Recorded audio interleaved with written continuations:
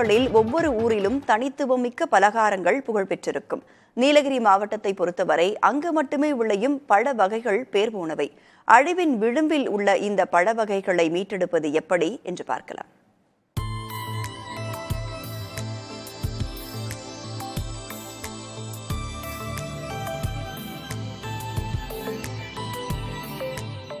நீலகிரி மாவட்டம் விண்ணோடு வெண்மேகங்கள் கொஞ்சி விளையாடும் ரம்மியமான காட்சிகளை இந்த மாவட்டத்தில் எந்த இடத்தில் இருந்தும் கண்கூடாக பார்க்கலாம். குளுமை, பசுமை, அழகு என கொட்டி கிடக்கும் இயற்கையை ரசிப்பதற்காக இந்த மாவட்டத்துக்கு வருகிறார்கள் சுற்றுலா பயணிகள்.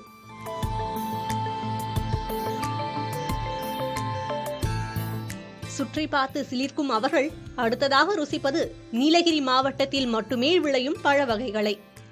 ஆரஞ்சு, பேரிக்காய், பிச்சீஸ், பிளம்ஸ், விக்கிப்பழம், தவிட்டுப்பழம், குரங்கு பழம் என அணிவகுக்கிறது சிறப்பு பட்டியல்.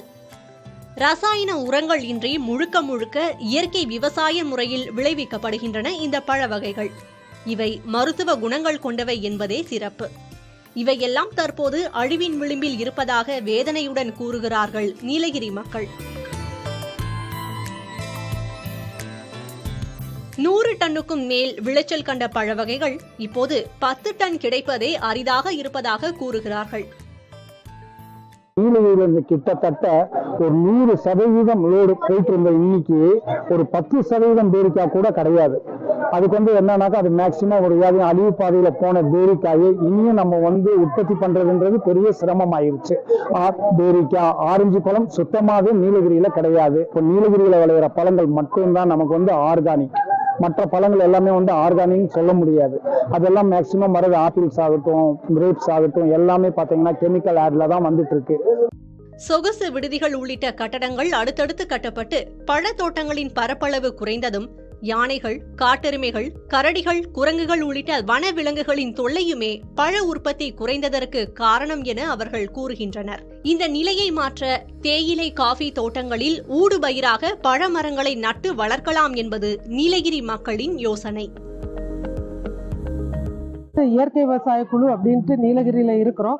அவங்களும் இப்போ அதெல்லாம் கொஞ்சம் கட்டிங்ஸ் எல்லாம் போட்டு நாங்கள் அதை உற்பத்தி பண்ணிட்டு இருக்கிறோம். எங்களுடைய பண்ணைகள் அஞ்சநாடு, கோல்கிரைன் இந்த பண்ணைகள்லையும் அதை கொஞ்சம் கொஞ்சமாக நாங்கள் இப்போ பிளாக்பெரி இந்த மாதிரி இதெல்லாமே கூட உற்பத்தி பண்ணுறோம். அதே போல் இந்த ட்ரெடிஷ்னலான அதாவது இந்த மாவட்டத்துக்கே உரிய பழங்களை நாங்கள் உற்பத்தி பண்ண நடவடிக்கை எடுத்துட்டு வரோம். பரப்பு அதிகரிப்பதற்காக விவசாயிகள் தோட்டங்களை நடுவதற்காக நாங்கள் திட்டங்களை இந்த வருடத்தில் கேட்கறதுக்காக முயற்சிகள் நடந்து வருகிறது.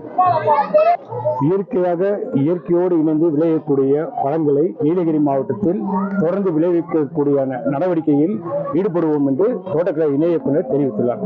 புதிய தலைமுறைக்காக உதயிலிருந்து ஜான்சன்.